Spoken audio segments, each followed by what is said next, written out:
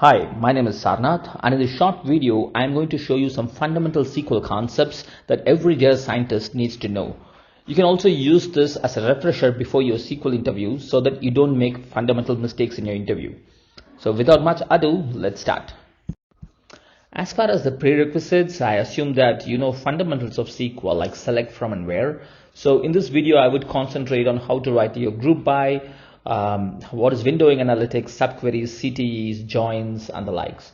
And I would not concentrate on advanced stuff like query optimization, physical logical plans, etc. But the idea of the video is to enable people to write queries, how to think about advanced queries, how do you use these features to write good queries. That is what I'll be focusing on. For the purposes of illustration, I'll be using the simple transaction table that you see on the screen. It has got 4 columns. The customer key identifies the customer, the transaction date and value are self-explanatory. The channel basically represents whether you ordered online or you went to the shop and purchased it. So that's our rudimentary transaction table. Rudimentary it might be, but it's very, very typical of what you would find in a typical business setup. So we are not losing a lot of generality here, but still we keep it simple so that the illustration is easy. Okay, we saw this rudimentary transaction table. From this table, let's say we want to calculate stuff like find total revenue per month, find total POS versus online revenues by month, and so on. This could be for our data science use cases, or you want to visually explore this data, you want to draw bar charts and whatnot, right? So all these use cases are powered by group by statements.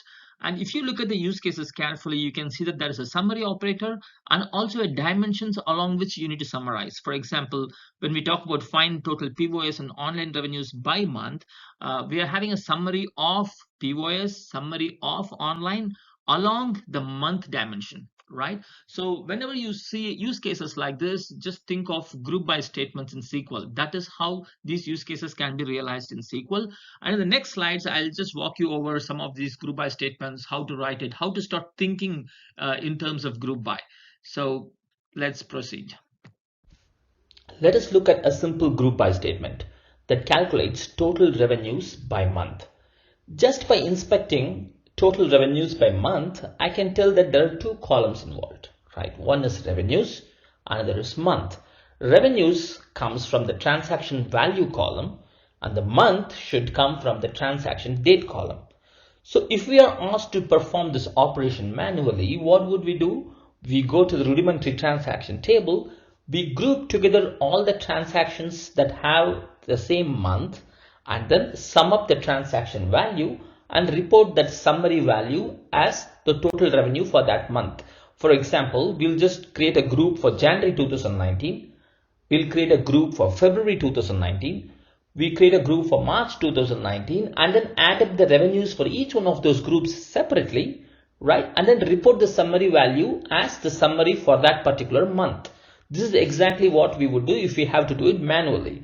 So let us look at what SQL does, right? The SQL statement is right in front of you in the orange box. So it starts with a select clause. The first item in the select clause is a date trunc operator. What does date trunc do? We are truncating any given date which is in the transaction date column to the month. For example, if you look at the rudimentary table that we see here, there are 3 rows. All 3 rows correspond to transactions done in January, but they all have different values for the transaction date, right? The first one was done on 1st Jan, second one on the 2nd Jan, third one on 3rd Jan, right? There are 3 different values to the computer. The first thing that we need to establish is the group identifier. We need to have a common value for that entire group. So when we do the date trunc on a month, all the transaction date values that share the same month will now have the same identifier. That is exactly what date trunc does. It establishes our group identifier, right? Then we do a sum of transaction value as revenues. That is what we want to do. That's the aggregation operation that we want to perform from transaction table. That's rudimentary. It's very simple. Group by 1, right? Without group by 1, the SQL statement will not compile because we are using an aggregation operation called sum, and that holds semantics only when you're grouping by something. right? We cannot simply just dish out aggregator operator, especially when you have a grouping dimension. We already established a grouping dimension called date trunc, right? So when you say group by one, the one corresponds to the first position in the select clause. What is the first position in the select clause? It is the date trunc output. So by saying group by one, we are saying that the date trunc output is actually the grouping dimension, and the summary operator corresponds to each one of those groups, right? So that is exactly what we are establishing in the SQL statement. And once you identify this, you will know that the group by has two steps. One is the grouping operation, another is a summary operation. That is all it is. If you know this properly, you are a master of group by already. Here is a small illustration of the two steps that we discussed in the last slide. One is the grouping operation, another is a summary operation. On the grouping operation, on the left hand side, I have just rearranged the rudimentary table. The two changes. One, the transaction date column is no more holds the date. It holds the truncated month values. So that is our grouping identifier that we established, right? So first, that is the first change. The second thing, I have rearranged the rows so that, right, all the rows corresponding to a same month are grouped together, and I have color coded it for your easy consumption. So visually, we can clearly see that there are totally 5 groups, one for Jan 2019, one for Feb, March, April, and May. So there are 5 groups, right? So we have established the groups now. The second job to do is the summary operation. The summary operation condenses each one of those groups into one row.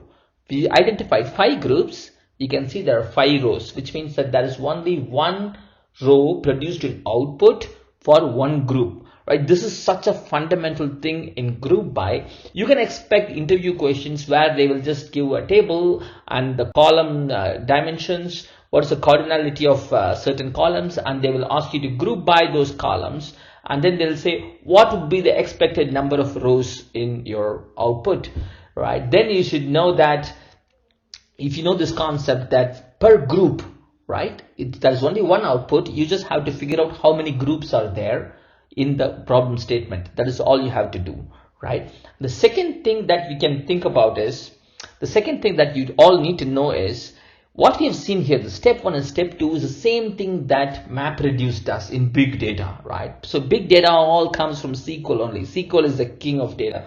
There is no escape from SQL.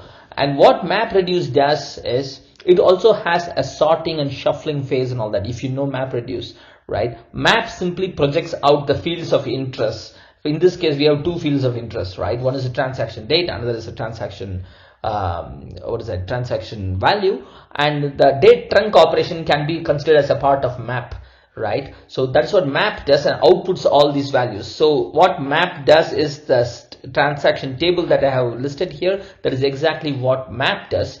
And the framework does the sorting and grouping together like that, right? So I have color coded that. That is basically what sorting and shuffling does. And then after the second step, which is the summary operation, is your reduce, where you write your own reducer, which basically adds some stuff and produces output for that group. That is exactly what MapReduce does, and that is exactly what a SQL also does. Underneath, it is all the same.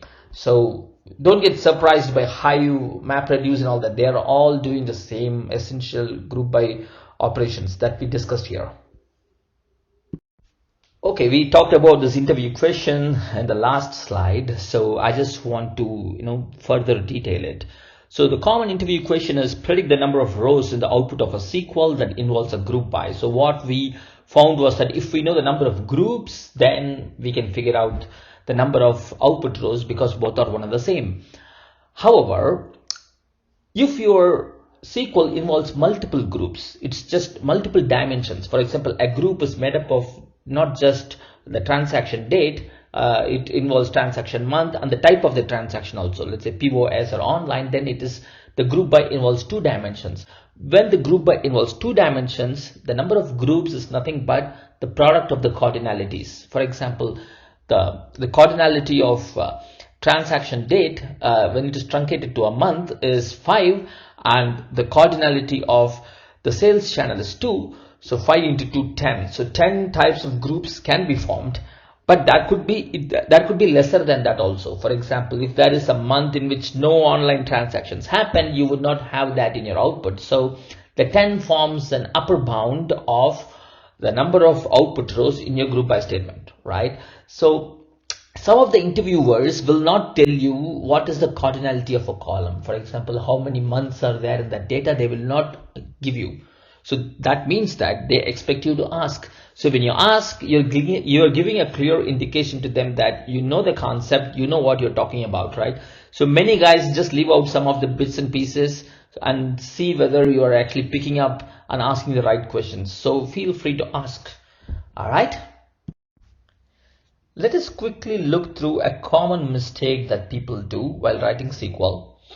And if they cannot identify this mistake in the SQL, then most likely that they will get rejected in SQL interviews. I have rejected people like this. I'm guilty of it, if you would call that. But usually I prod the candidate to check, look at the SQL. There's something wrong here. Figure this out, right? And if they cannot figure this out, even after examining it in detail, then that's a problem. So let's look at the buggy SQL, what it does. It has a select statement followed by a date trunk, and we know that the date trunk is establishing the grouping identifier because the group by statement has 1 in it, which is the first position in the select clause. So the date trunk is a grouping identifier, and out of nowhere they're just projecting a cust key without any summary operations, followed by they're projecting transaction value with the sum as a summary operation, which is perfectly okay, right? Now this is a bug, and this should not be written this way, right? Why is this an issue? Is something that you all need to understand. In the next slide I'll tell you what exactly is the issue. When you write a SQL like this, it never compiles, and you should clearly know why it doesn't compile. And if you know this, you will never commit this mistake again, and you will clear all your SQL interviews, and you will give that interviewer the confidence that you know what you're talking. Now let us look at why this is essentially a problem. When you project a cust key in the group by statement and the cust key is not part of the grouping identifier, then why is that a problem? Why is projecting the cust key is a problem? So again, we look at this transaction table. I have highlighted the group for January. 2019 January group is highlighted. And let's say that if we have to do this operation manually, right? So I know that I have to group together all the Jan 2019 rows. Okay. I have to summarize the transaction value, which is easy, right? I would just add 100, 221, 110,493, and I will say that this is the value corresponding to this group, right? Remember that that group has only one output row, right? That's all it has. Now, if I project cust key, there are 1, 2, 3, and 1. What should I do with that? Because my output is going to be only 1. I have to just produce one row of output, and I have to summarize the cust key in some way without you specifying any kind of summary operator on the cust key. I cannot figure out manually, even manually. So what will the computer do? It will just spit an error saying that I cannot handle this. I don't know what to do. This is not a good specification at all, right? And that is the reason why projecting a non-group by column without enclosing it in a summary operator is completely meaningless, right? Anybody who knows group by properly will never do this mistake. So watch out for this problem in your SQL, in your interviews, and ensure that you don't make this mistake. When you don't make this mistake, you give a very good feeling to the interviewer, and you deserve, and your interviewer also deserves that. All right. Now let us consider another group by statement which finds the total POS and online revenues for every month, right? So if you can see the SQL there, we have a select followed by a date trunk which identifies a grouping identifier for the month. We also have a channel. Look, there is no summary operator on top of that, which means that the channel is also a grouping dimension, followed by the summary operator sum performed on the transaction value. We simply add up the transaction value as revenues from the transaction table, group by 1 and 2. See how we are saying group by 1 and 2, because our grouping dimension involves both the date trunk output as well as the channel. So how does the group looks like in this case? Let us look at it in the next slide. Herein you can see the different groups formed by clubbing together the month of the transaction date along with the channel. If you look at the month of January 2019, earlier when we are grouping only with the month, we had got one group of 4 rows. Now we are grouping with both month as well as the channel, so that has divided it into 2 groups of 2 rows each. The first group corresponds to the online transactions performed in January 2019. The second group is the POS channel transactions performed on January 2019. This is how grouping happens when you have multiple dimensions, right? And we also saw earlier that there is an upper bound for the number of output rows on the group by, which is nothing but multiplication of the cardinalities of the grouping dimension. Here we have got 2 grouping dimensions. One is the month of the transaction, which has 5 entries. Another is the channel, which has 2 entries. That is the cardinality of channel. So when you multiply it, you get 10. So 10 forms the upper bound. So in this case, if you look at it, it forms 6 groups, as you can see from the output here. It forms 6, it doesn't form 10. Why? Because in February 2019, we only have POS channel. There are no online transactions done in February 2019. Similarly for March, they are only online. There are no POS transactions. Since there are no transactions, we don't need to have an output for them. So that's the idea. So now it should be clear how this upper bound is working, in what conditions we do not reach the upper bound, and so on. One final aspect of group by that all of you must know is the reason behind why we use ordinal numbering. When we do a group by statement, we say group by 1, 2. As you can see in this example, why 1, 2? We can as well specify the actual grouping identifier there. Actually, if we specify group by date trunk of transaction date and the channel explicitly, that would work too. But why are we obsessed with 1, 2? Of course, it is easy to write 1, 2. There is no doubt about that. But there are other reasons why using an ordinal numbering is much more safer. We will see why. Experienced SQL programmers, that is people who have screwed up a lot in their career, would always use ordinal numbering while grouping. And this is because if tomorrow you decide to remove channel from the select clause, but you forgot to remove the 2 from the group by clause, the SQL interpreter would throw an error. That is like a safety net for you. Why it would throw an error? The 2 would correspond to the sum here, which is a summary operator, which cannot be a grouping dimension, right? So it would throw an error. It is caught. The mistake that you committed is caught, and you have an opportunity to correct it. On the other hand, let's say that you write the group by statement by directly specifying the grouping dimensions in the group by clause, just as you see in the SQL in front of you. And then you decide to knock off the channel from the select clause, but you forget to remove the channel from the group by clause. The SQL interpreter will not catch it. There is no safety net. The SQL interpreter thinks that it's syntactically valid, so it will go ahead and process the SQL. However, it is semantically invalid, and you and me know that. The SQL interpreter will not know that, and that is the biggest flaw, right, in writing SQL queries like this. What happens is that you end up presenting bad results to business. Your joins will blow up because there are multiple entries for the same grouping dimension. The joins blow up. You will end up with really wrong results. The business manager calls your manager and says, hey, what kind of results are you guys presenting? Things flare up. Nobody likes that, right? And this has happened surprisingly very often and pretty common in a business setting. And that's the reason why you should avoid this and use the ordinal numbering for group by and be safe. Okay, so that brings us to the end of group by. So let us start looking at windowing analytics. I have presented 3 use cases, each of which qualify for windowing analytics. Let us look at them one by one. Use case number 1. For each customer transaction, find the number of days elapsed since the last purchase by that customer in the same channel. Assume that we want to do this manually and we are not writing a SQL. What would we do? We first go to the transaction table and then we perform a grouping operation on the transaction table in which each group represents all the transactions performed by a particular customer in a particular channel, right? That is what the grouping does. For example, customer A's online transactions form group 1. Customer A's point of sales transaction forms group 2. Similarly for customer B and customer C and so on. Then we go inside each one of those groups and then order the transactions by time.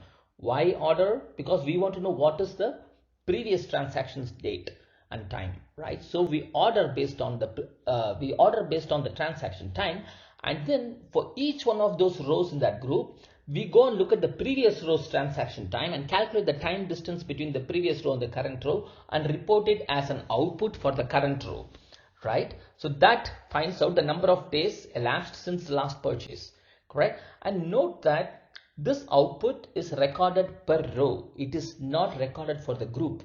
So which means that windowing operations never reduces the number of rows in the output. Unlike group by, which summarizes, we are not performing summaries for that group. We are performing summaries for each row, right?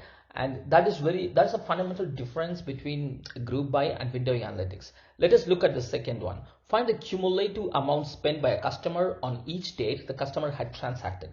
Here we do the same thing. We do the grouping operation. In this case, the grouping can be done in one dimension, which is the customer.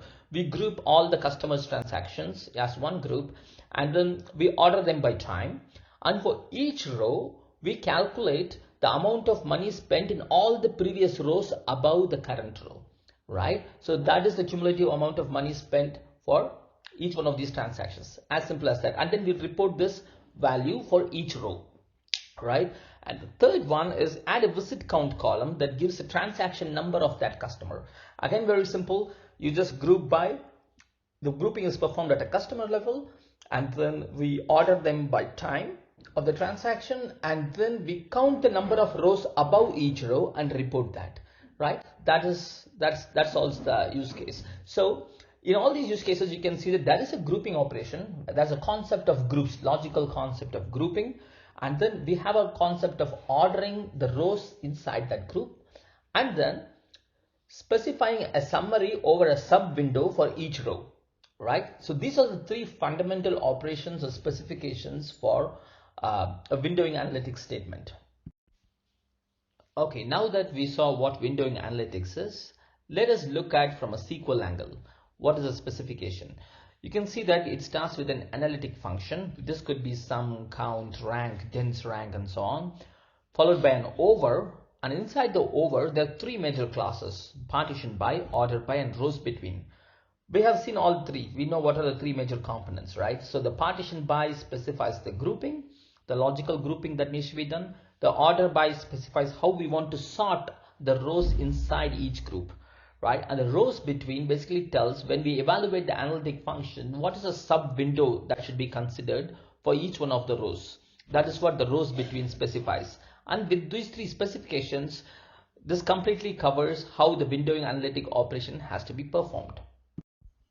And here is the best part of windowing analytics. Within a single SQL, you can specify as many windowing analytics functions as you need, and each one of them can have a different grouping order, a different sort order, a different way of performing sub windows within each window, and so on. So this makes windowing analytics very, very, very powerful. Here is a quick summary of differences between group by and windowing analytics. I'm not going to go over all of these differences. Just the main difference is that a group by condenses, in the sense that the number of output rows is much lesser than the number of input rows, assuming that the number of groups are less. However, in case of windowing analytics, by design, it is such that the number of output rows is same as the number of input rows. Why? Because we calculate summary operations and all that in windowing analytics too, but it is reported for each row separately. So for each row, we identify a group, we perform summary, and then we report it for that input row, right? So this is a very fundamental difference between group by and windowing analytics. Okay, now that we have seen windowing analytics, let us relook at some of the use cases we have seen before and see how we can express this in SQL. The first one, let's just consider the case of adding a visit count for each one of the visit. So all we do is, from the transaction table, we just specify the row number as the windowing analytics function.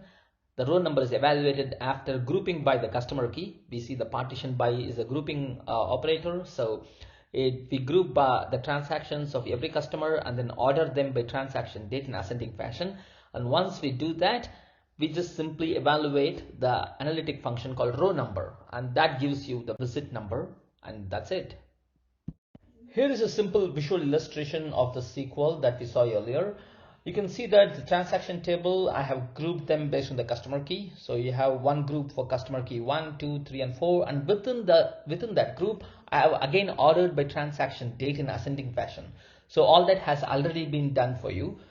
You can check it. For example, for customer key 1, you can see that the transaction date is from 1st January, 15th and 20th February, completely sorted. Similarly, for customer key 3, it is on 1st January, 12th February and 6th April, completely sorted within that group, right? The sorting happens within that group. That is very important to note. And then we simply apply the row number operator for each one of those group element. So it gives you the row number inside your group. It's not, again, not a global row number, right? It's the row number within that group, and that yields the visit number. As you can see that the number of rows in the output visit number column is same as the number of rows in the input, right? So that never changes in windowing analytics. So let us look at another use case. Find the cumulative amount spent by a customer on each date the customer had transacted. Again, what we do, we just partition by customer key, makes sense, order by transaction date ascending, which is the same. And then in the window specification, we says rows between unbounded preceding and the current row, right? Which means that include all the rows from the top to the current row, right? And that is the window specification over which the analytic function has to be executed. And what is that analytic function? It is sum of transaction value, right? So that completes the use case. So sum of transaction value over partition by customer key, order by transaction date, ascending, rows between unbounded preceding and current row, and that's it. Okay, here is the visual representation. This representation is same as what we saw before, because the partition by is still customer key and the order by is still transaction date ascending. So the color coding remains the same. What changes is the way we execute the sum of transaction value. Now, the sum of transaction value is the window analytic function, and when you execute it for each row, you execute it from unbounded preceding, which is the first row in the group, until the current row. You add all of them. So for example, when you perform this on the second row in the first group, customer key 1, you will add 100 and 1493 together to produce an output of 1593. And when we do it for the third row for the customer key 1, you add it from unbounded preceding, start from 100 plus 1493 plus 452, which gives you 2045. Similarly, for customer key 3, if you look at the third row, which holds a value of 493, when you evaluate the analytic function, you will evaluate from 110, 31 and 493, adding up to 634, right? So you can see that the unbounded preceding is with respect to the first row in that group, right? That is the first row in that group, not a global first, right? So everything is relative to the group. That is something you should always keep in mind. Okay, let us put our learning to some good use. Here's an interview question. This question was shared with me by one of my LinkedIn connections, and it is this question that is the reason behind me making this video. So the question goes like this: find the count of distinct users who spent on 3 consecutive months. For example, if a customer had transacted on Jan, Feb as well as March, or April, May or June, or October, November or December, then that customer qualifies for this query. So let us begin with a simple transaction table, as we always do, with the customer key, transaction date and transaction amount, and nothing more. And before we write the SQL, let us try to solve this manually. Once we figure out how to solve this manually, then the SQL will it is just a formality, right? So let's say that we just partition this transaction table by customer key, and then within each of these customers group, we order by transaction date. So we have the entire chronology of the customer's transactions. Now for each one of those rows in this particular chronology, we have to figure out what is the closest preceding month for the current row, right? However, finding the closest preceding month is not as simple as looking at your preceding row. What you need to do is you have to progressively scan from the current row towards the top, identifying the place at which the month field changes, and then identifying that as the closest preceding month. Similarly, we will have to write another windowing analytic function to figure out the closest succeeding month. Now, all that looks fine, but we do not have such ready-made windowing analytic function which does this for us, right? So this is a problem. Why this is a problem? This is because in a given month, the user might have done several transactions. So when we look at the previous row, that transaction could come from the same month. So that is the reason why we have to scan progressively. So to avoid this problem, what we will do is we will instead first create pairs of customer month, right? If there is a customer month, there is just one row that signals that the customer transacted on this month. If the customer did not transact, we will not have a pair like that.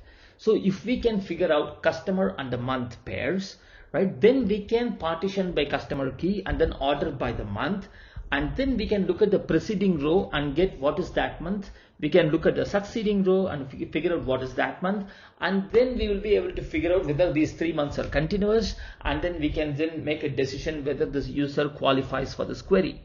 That is exactly what we need to do, and that should be our strategy. Now let us look at the SQL. Okay, here's the SQL. You can see that I have used a with statement to segregate different parts of the solution. This makes the code very readable. So for example, if you look at the transaction month table, which is the left top, herein I just select distinct of customer key and date trunk of transaction date. This is the part of the solution where we wanted to have only one row for a customer month pair where he or she has done a transaction, right? So we simply do a select distinct on that, and then we achieve that, and then we use that as the input in the transaction details in the following that follows the transaction month table. There's a transaction details SQL fragment. In this SQL fragment, we use the transaction month table as an input, and then we run two analytic functions, windowing analytic functions. The first one is a lag of transaction date, comma 1, which means that it just looks at your preceding row and fetches the transaction date, and the partition is as expected. We use partition by customer key and order by the transaction date, which is nothing but a truncated month value, right? So that is what the transaction date is holding. So what we will get in this lag as an output of this lag function is the previous month. The next windowing analytic invocation is the same as the previous one, except that it uses lag transaction date, comma 2, which finds out the previous to the previous month, right? This is slightly different from what we were discussing before. We wanted to get a succeeding month, but that's okay. It all realizes the same solution. So here we are finding out the previous month and the previous to previous month. So all of them are output from transaction details, and finally on the right side we figure out whether the previous month and previous to previous month coupled with the current month, are they all forming a sequence, right? We were basically using a date diff to figure out whether they are in sequence, and once they are in sequence, we just do a count distinct of customer key, and that's it. One of the things that we saw in the earlier SQL is the with statement. The with clauses are so fundamental because it makes your code very pretty. You're able to compartmentalize your solution and orchestrate your SQL solution so that it's very neat and readable. However, sometimes what happens is that when you write huge SQL queries, some of these with clause SQL fragments, they get referenced in different portions of your query, and the database system computes it every time it is referenced, and it can greatly slow down your SQL execution. To avoid that, database vendors provide an option called enable with clause materialization. If you enable it, these with clause SQL fragments are computed only once and reused wherever it is referenced in your query, right? This can bring down your SQL execution time by a big factor. So you should really look up and see whether it makes sense for your scenario. Exactly what you would do to enable with class materialization is completely dependent on your database vendor. We use Vertica, and in our setup, all we had to do is an alter session parameter. So in our SQL session, at the beginning of the SQL session, we just say alter session parameter, enable with class materialization is true, and that's it. That's how it works with our Vertica. And in Vertica also provides a way of specifying enabling with class materialization at a per query level. We always used it for our CTAS statement, which is a create table as. So exactly how it happens for your database, probably you need to go look up your database documentation and find it out. Here is another simple interview question that I have seen many people flunk. The query is to find the above average students in each class and subject in a school. We can assume a database schema that stores the marks secured by a student belonging to a particular class in a particular subject. So assuming a table structure like this, we need to find out the above average students in each class and subject in that school. I have seen many people come up with a SQL like this, where in the where clause, they compare the final score with an inner query. The inner query returns a table. You cannot compare a column against a table. It makes no sense. So please don't write such queries, and if somebody writes this, then most likely they get rejected. Okay, so the takeaway is that the subquery in a SQL is the equivalent of a table. Any SQL query returns table as an output, correct? So going by the same logic, the subquery should also return some kind of a tabular output. And when you write an SQL query, treat that subquery as if you're treating a table, right? Once you have that equivalence in your mind, your queries will never go wrong. Here is the correct query. You can just pause the video here and take a look at it. You can see how I have used a join, how I have used the inner query to compute the class average, and then I join that with the main table and then do the comparison whether an individual's mark is greater than the class average. As simple as that. Here is a very simple question that you can ask to test the candidate's level of knowledge in joins. So instead of asking them theoretical definitions, you can simply give this problem. So let's consider two tables, table A and table B. Table A is the left table with 500 rows and table B is the right table with 4000 rows. Assuming that the join is 1-to-1, right? And then if I do an inner join, what is the minimum number of rows you can expect in the output, and what's the maximum number of rows that you can expect in the output, right? Now, if you look at the inner join, the minimum number of rows is 0, because if there's no match, nothing comes out in the output, so it's 0 rows. And the maximum, all the 500 rows on the left, it just gets its match, and then you will get 500 rows. That's the maximum. Since it is 1-to-1, it remains 500 remains 500. It does not blow up, right? And then if you look at the left join, it's the same thing for left join. When there is no match, the 500 rows would still be output because it's a left join, the left table preserved, so the minimum is 500 rows. And the maximum again is 500 because the join is 1-to-1, it does not blow up. All the 500 rows find a corresponding match, no problem, and then you have 500 rows in output. That's it. The similar case for right join, it's 4000. For a full outer join, the minimum number of rows is 4000, whereas the maximum number of rows is 4500, right? So how the minimum is 4000? The 500 rows completely find match in table B, and then the remaining 3500 rows in table B is also considered. So 500 plus 3500 is 4000. So that is how 4000 is arrived at. So this completes a very quick, a very simple question in join, but it can effectively test whether the candidate has good knowledge of the joins. Another widely ignored area in SQL, especially by beginners, is nulls. Many people think null is bad, right? Null data is bad. You just need to ignore, filter out all the nulls, right? This is how people think at the beginning. But you need to understand that nulls can carry important information. An absence of information can be important to business. For example, you take a population of people, 1,000 people, and they are looking at their spends in a category. Let's say that leisure and entertainment. How many of them are spending, and how much amount are they spending in leisure and entertainment? If it holds a value of null, it means that they are not spending. If that is what is the data semantics, those nulls have to be treated as zeros.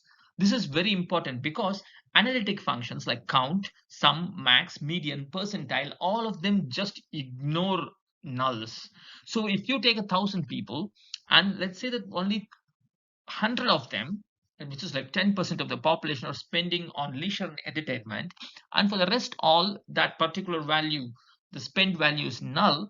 Now if you take this 1,000 people and try to find out the median spend, right, the median spend would be calculated only for those 100 people, right? And when you're comparing categories, leisure and entertainment against some other category and so on, this may or may not make sense, right? It totally depends on the business application on which you're working. Should you treat nulls as zeros, or should you treat nulls as nulls, right? And another case also exists. There is also a case where zero has to be treated as null. If some spend is zero, or not spend, if some value is zero, and you want to just ignore those population and calculate your stats only on people who have a positive spend or positive value for that column, then you can simply say 0 as null of that column. Then it would ensure that those rows that have zeros are effectively skipped, right? This completely depends on the business scenario, and as an SQL developer or a data scientist especially, you just need to be aware. Otherwise your KPI metrics that you calculated would be blown, and you know what, you will have to face some really stupid meetings where things escalate and all that. So to avoid all that, just ensure that you give proper respect to null. Let us give respect and be nice and be respectful of nulls. Okay, this brings us to the end of the video. I hope you liked it, and I hope your knowledge has improved on watching this video. If you'd like more such videos, please like and subscribe. Thank you. All the best for your interviews and for your career. Good luck. Thank you. Bye-bye.